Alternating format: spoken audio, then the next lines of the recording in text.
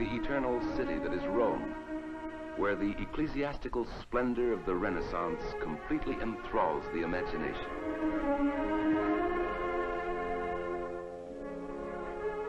The dome of St. Peter's rises upwards like a heavenly choir.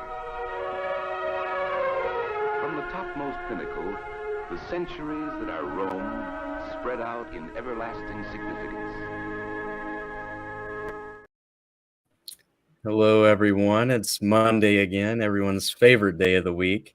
I'm glad we have an audience joining us at the beginning of this. This is the first podcast I've done in a month, so I might be a little rusty. However, welcome to the show, Emily Torres. You told me your last name before the show. I didn't know if you wanted to be anonymous or not, because you are the biggest, or if not one of the most popular Catholic TikTokers.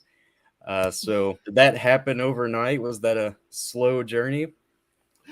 I would say it's been pretty slow. I've been doing it for like over 2 years now, starting like this summer. So I started in 2021 and I have, about 65,000 followers, which I mean, might seem like 65,000 YouTube subscribers. That's like a lot. For TikTok, I would say it's pretty good, but it's not anything like crazy. So yeah, it's taken some time to build up, but it's been quite the journey. So Yeah, this might be a question to ask at the end of the interview, but do you have any future plans? Like, do you plan to become a YouTuber or start your own business from this? I have been highly considering it recently. If not going straight into YouTube, I'm considering starting a podcast and then maybe from there going to YouTube. So yeah, I mean, stay tuned to see, the potential that may come out of all of this. Yeah, so really, why did you begin on TikTok? Many people would look down on TikTok. They would say, oh, it's for younger people or it's short form content. They don't see the need for short form content. But yeah, why did you start out on TikTok?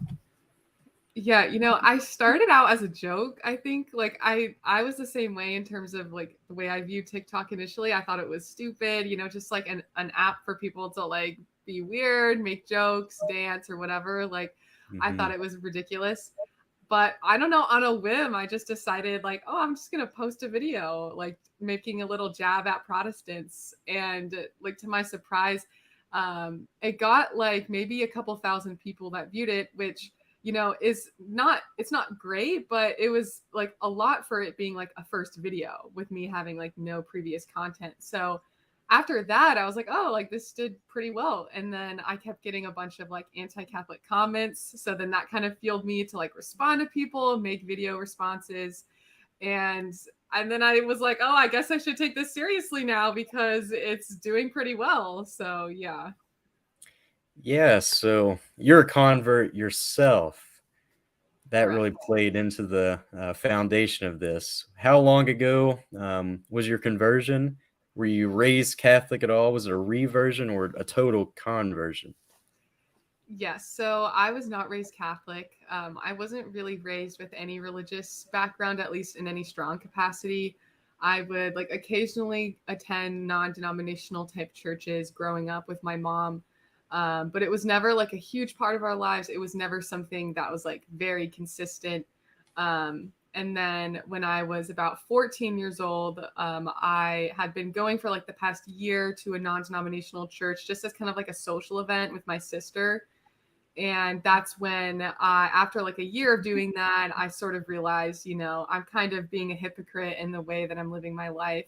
And so I had to choose, am I going to follow Christ or am I just going to follow the world? And so I decided by the grace of God to follow after Christ. So I would say I was about 14 when I became a Christian. And then when I was 17, almost 18, I, was introduced to a Catholic, began researching into Catholicism. And then I decided that I was going to become Catholic. So I was baptized into the church when I was 18 years old, April 3rd, 2021. So, yep. Yeah, thanks be to God. So, how has having the TikTok account, the page, whatever you call it, how has that really influenced your spirituality? Has it helped you develop as a stronger Catholic in any way? I think it's definitely helped me to understand kind of how to I think it's helped me to understand how I should approach, other people and like where they're coming from in their backgrounds and things like that. In person, it's helped me to do that a lot. I think that the dynamic between like online things and in-person interactions is certainly a lot different. But I feel like it's helped prepare me a lot more intellectually, as well as like spiritually in some capacity to kind of showcase my faith, be able to explain my faith and stuff like that to other people. So I am thankful for that aspect of TikTok. Yeah. Yeah, and if I recall correctly, there was an opportunity to really use your apologetic talents at your on your college campus. There was like a movement of sorts that you were very influential to get started. It was like a pro-life rally or something like that. Oh, okay. Well, there's been a few things that happened at my college campus. So I attend Loyola University Chicago, and it's supposed to be Catholic in its title and in its name, but unfortunately, it's really not. And so, I mean, my school has hosted a ton of like really just like horrible events. But I mean, the most recent thing that I did was there was a drag, they have an annual drag show that they do on campus. And I think in like 2018, they actually had a student perform at the drag show who was like dressed as a nun. And she was like mocking being a nun, mocking the sign of the cross. Like her habit had like a pride flag underneath it. And it was just awful, to say the least. Yeah, So no one ever apologized. No one ever addressed it. If it was any other religion that they were mocking, the show probably would have just been completely shut down. But of course, when it's the Catholic faith, no one cares. So I did protest that. There was probably around 30, 40, 50 people that kind of gathered when they saw me and a few other students protesting it. And we had, I dialogued with people for like over 2 hours. And so, from what I said previously, being able to interact with a ton of people on TikTok, which they don't really have filters when they're talking, so they can say brutal, things. yeah. That has really prepared me for when I have to do this in person, and I'm able to kind of, I don't know, take the jabs, and try to reason with them as much as I can. So yeah, that was the most recent thing. And Catholic news agency, I think they wrote an article about the protest and stuff like that.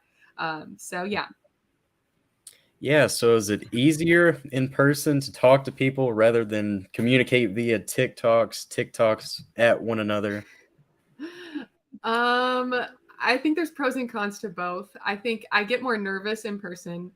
Um, but and also there's like a safety dynamic, I mean, there Yeah. was like the dean of students had to like get involved and like tell people to back away from us because they were getting too close and people were very clearly angry. And so, that's kind of scary. But I do think when you're looking at someone's face, and you can look at people's body language, I would say that you're able to come across a bit better and just it's more humane, you know what I mean, in Yeah. person. And so I do like that, but it is more nerve wracking. So Hmm.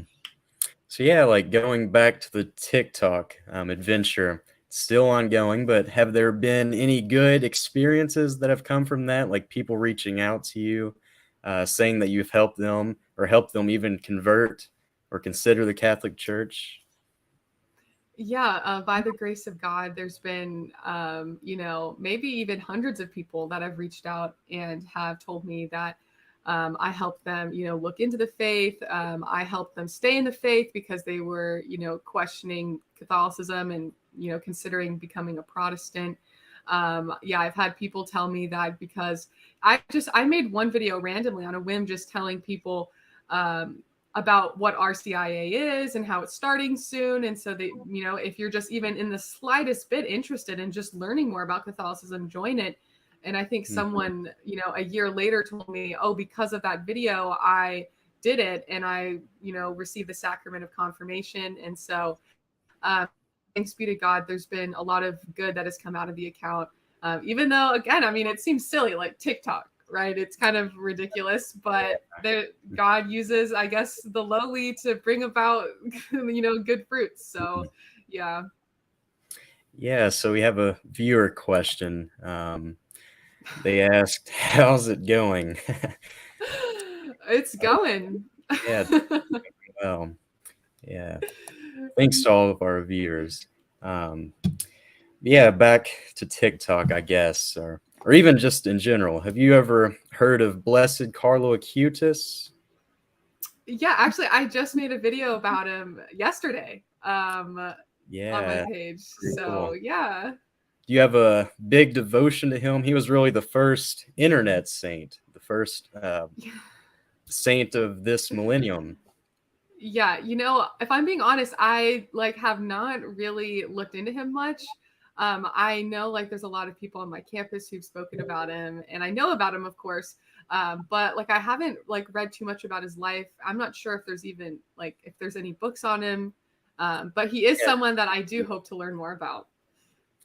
Yeah, so do you have a favorite saint in general? I have a few. So, Saint Monica, she's my confirmation saint, and her feast day is coming up very soon. So, um, I really love her and Saint Augustine. And I also recently I read a book. Well, it's just a collection actually of letters written by Saint Gianna and her husband Pietro.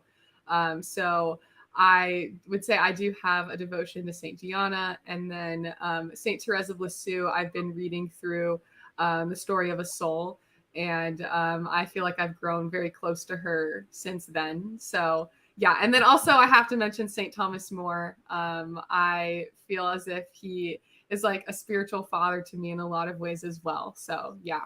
Yeah. Yeah, so I think it'd be good to take another viewer question. This is an interesting thing I had to grapple with myself. Just having the responsibility of having, being a social figure and really Yeah. representing the church in that way. But Caleb Bentley asked, have you ever had to delete a video because you mistakenly posted false information? So great question, Caleb.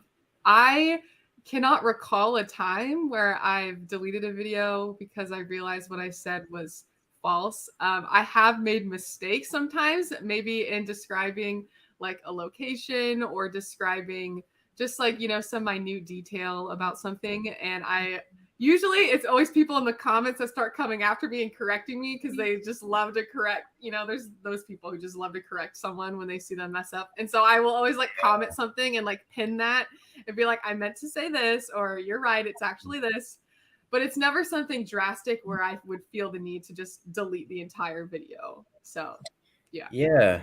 Do you feel like a lot of responsibility has been placed on your shoulder to have 60,000 followers to really speaking to each one of those with every single video you post? Is that stressful in any way? Yes, it's very stressful. Yeah, because I mean, it is a huge responsibility, right? I could be leading souls astray if what I'm saying isn't true. And also, there is a pressure of I feel the need to practice what I preach, and to be a good Catholic and to really live out my faith. And it's hard. I feel like it can be hard for me to go on there and do apologetics and talk to people when I feel like myself, oh my gosh, I'm not being the best Catholic that I can be. And I have a long way to go to get there. And so there is a huge pressure. But I've been reflecting actually recently on this, and especially with, Moses and his initial reaction to God calling him to go and set his people free, and how he was so adamant, send someone else, send someone else. And not that I'm Moses, of course I'm not, but I often find myself reacting that way. Like anybody else, I can't do this. But, if God is calling you to something, he's going to prepare you to do it well. And so I guess the only question is God wanting me to do this? And that's always an active discernment. So, yeah. Yeah. So, what do you believe God is calling you to do with your life? Do you plan on really being an apologist, an internet apologist, as a full-time career, even? Or you said you're in college. So, what degree are you going for, if you don't mind sharing? Yeah, so I'm in my last year of school. I'm actually graduating a year early, and I am doing a double major in neuroscience, but also in philosophy. So I would have loved to study theology, but unfortunately, my school's program is atrocious. So I just would not have been able to deal with some of the stuff they would have been teaching me. So yeah, but so oh, sorry. I hope, if by the way, if it seems like I'm interrupting you, I think there's a little bit of a delay, so I'm not trying to talk over you. There is. So you're all good. But yeah, so that's my degree. And future wise, I mean, I would love to do, apologetic work online as my job, or even in person. I think it's a very, kind of niche field, and it's kind of hard to get into. So it's going to require, just the right amount of opportunity and luck, as much as it is hard work on my side. So if, I was able to get into that, I would love to. But if I, can't get into it, then I am planning on hopefully becoming some type of teacher within the diocese. So whether it's at a high school, a Catholic high school, or it's at a parish and I'm doing catechesis work there. I love teaching. I love education. I love school. So yeah, that's hopefully my future plans after graduation. Yeah, and so speaking of really just the local churches or local Catholic schools, have you considered speaking, or have you already done some speaking at places like those? I spoke one time. It was virtually at a parish for it was actually, I think, teenagers. So I did do a talk there, but that's really like the only time I've ever been invited to speak. And I would want to be invited instead of trying to like invite myself over. And so if any more opportunities come up, I would love to do it. But again, that's kind of out of my control for the most part. So we'll see. Yeah, and so how old are you again? I'm 20. Oh, so you're even younger than me, making me feel old. But yeah, this goes into our next question. Have you ever met any Catholic friends in real life? Any tips on meeting any younger Catholics, really young Catholics our age?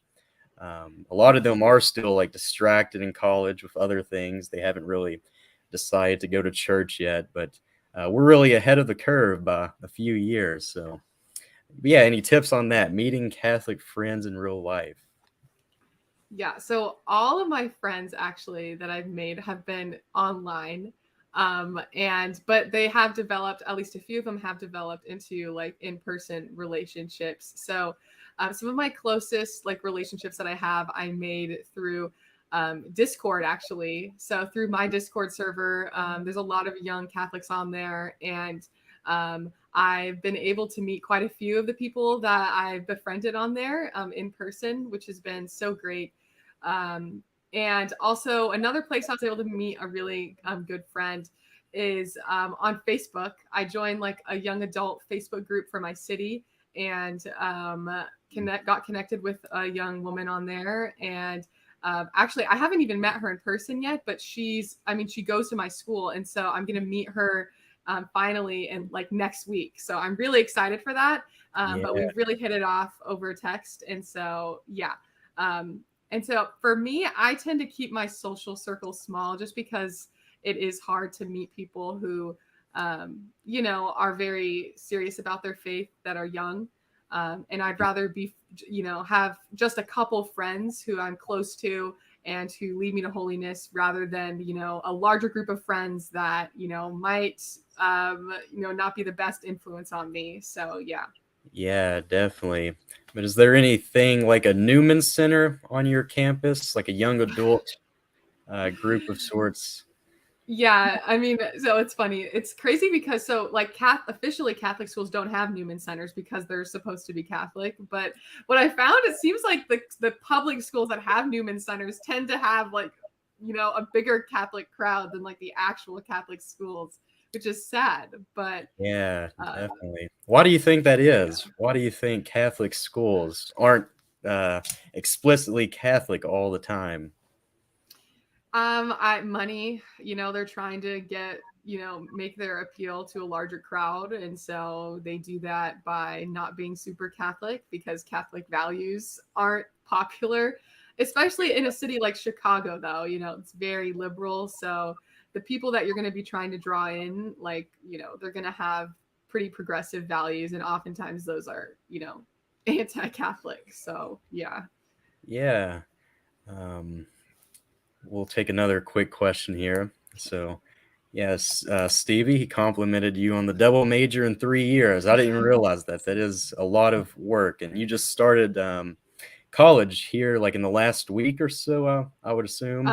I'm starting actually next week. So next week. Yeah, I should go back to college myself. I sort of dropped out of university, but I think I would enjoy it now, so I might plan on that. But Steve did ask another question. So, how do you remain modest in our culture, and how could we promote modesty better? I'm assuming he's just speaking of like a person locally, not as a YouTuber or whatnot. But yeah, modesty. Is modesty lacking? That's an obvious, really answer. Yeah. How do we reclaim modesty? Yeah, that's a tough question. I think, yeah, of course, modesty is lacking a lot, not just outside the church, but even inside the church, unfortunately. And so, how do I remain modest? I think it's a slow like progression. I mean, looking back at even the way that I, dressed or acted maybe even just a year ago or 2 years ago, it's kind of like, oh my gosh, I can't believe I wore that or I did that or whatever it is, right? And so I think, especially with women, for some reason, we get very defensive when people tell us how we should dress. I don't know what it is. I don't know. But I mean, I feel like I've experienced that with like a lot of other girls and trying to bring up modesty and stuff like that. They just get very defensive. And even I've been that way as well in the past. And so I would say it's, the solution is not just telling girls dress modestly. What is the solution? I'm not 100% sure, but I think it comes from just like starting with yourself, reflecting on yourself and what you could do better. And I mean, keeping your eyes fixated on the humility of Christ, but also for women, the Blessed Virgin Mary. I think that's really helped me because I think a lot of women honestly tend to dress immodestly because they desire attention. It's something really in their heart that they're lacking. Or again, it's just like the common custom of the time. It's hard to find modest clothes, sadly. And so they just buy what they can find. And so, yeah, I mean, it's a huge issue. I could talk about this forever because I think there's so many problems with it just on a cultural level, but on an individual basis as well. So just pray to Our Lady and ask for an increase in modesty and work on reflecting on yourself. Yeah, that's really the answer to a lot of things. Just focus on yourself and really put yourself in the presence of the angels at all times. It is like a shift in manners and customs. It's modesty is a thing that encompasses many different aspects. So you have to really live it at all times. Yeah, going back quite a bit to TikTok. What do you think the strong suit is, the attraction with short form content over, say, long form content? Do you think short form content is able to evangelize more people nowadays since they have those shorter attention spans?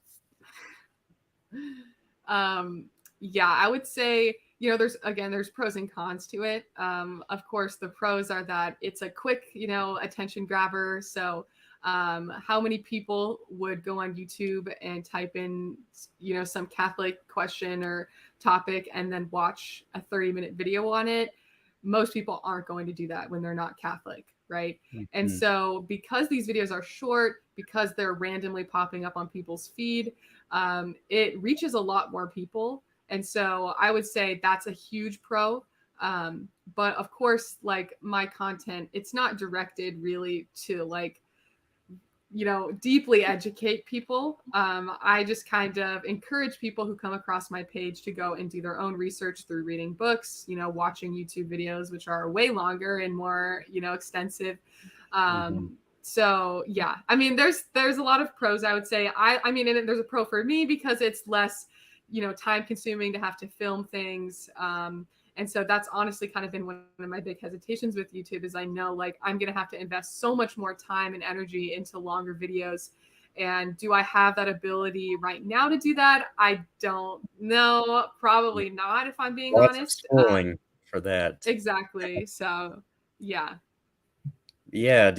Speaking of YouTube now, do you have any favorite YouTubers or even favorite Catholic TikTokers that you personally watch? This is everyone asks you this, like YouTube recommendations and whatever. I am not a huge YouTube person. I have never been a huge YouTube person, which is probably why I haven't, found it in myself to like make videos. But I mean, when I do watch YouTube occasionally, I do like Pints of Aquinas. I mean, come on, everybody, it's a Yeah. classic. Everybody likes Matt Frad.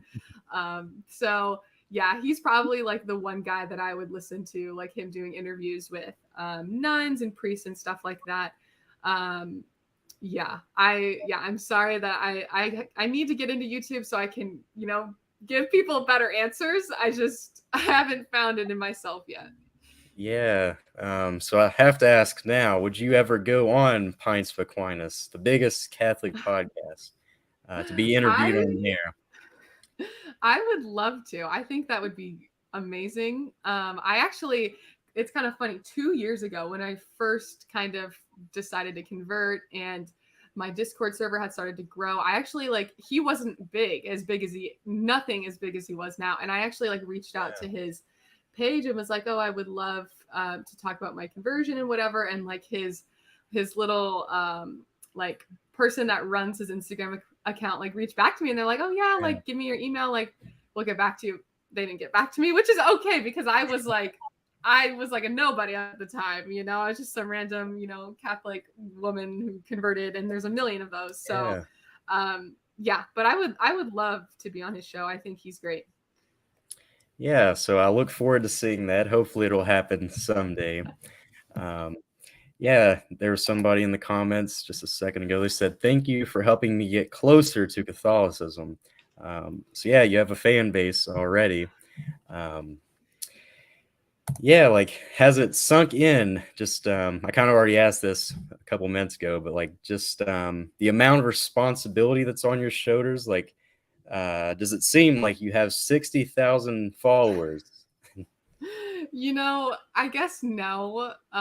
Like when I go live, and sometimes I have like 800 people watching me. It's like, I guess I'm not fathoming, like, if there were literally 800 people in front of me and I'm speaking, I would be so nervous. I'd be like, like sweating. I'd be shaking. Probably I'd be like horrified. But when I'm sitting in front of my phone and there's 800 people watching me out through their phone, it's like, it doesn't seem like anything to me. And that's bad. Like I should realize like the extent of how large of a number that is. I don't know. I guess I haven't.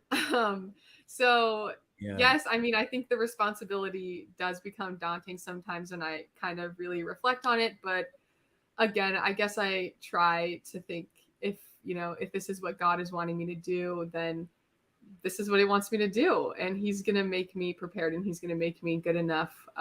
So I can't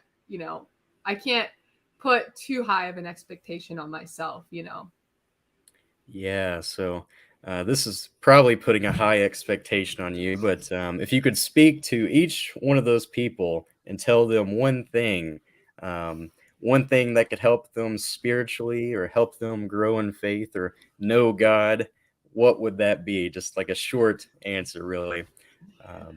It's a really hard question. I would probably tell them that everything that they are seeking for and longing for, that they try to find in created goods, that they can ultimately find in goodness itself, in our God, and that none of these created things that they are searching after are ever going to fully satisfy them. And I think they might know that already deep down. And so why not run to the person that is goodness itself and find your fulfillment in that? So Yeah, so I think that's really a good place to leave off on. Thank you for coming on the show. We've been talking about this for quite a while, but it was a very great podcast. Hopefully, well, I'm a much bigger fish, but hopefully some of my viewers go and follow your TikTok account, keep up with your work. So what is the name of that TikTok account? Yes, it is Catholic.converts. Yeah, simple enough. And you have a Discord server with the same name without the dot. So just Catholic Converts. And I'll put both of those in the description for anyone who wants to check those out. Yeah, thanks again, Emily. Thanks for coming on. Any last words? Thanks for having me. Yeah. No, just thanks for having me. And yeah, feel free for the people who are coming from my server and from my page, feel free to subscribe to Michael. He's great. So yeah, thanks so much again. All right. Yeah, God bless you, Emily, and God bless everyone watching. Monday's almost over. Just persevere a little longer, and it'll be Tuesday.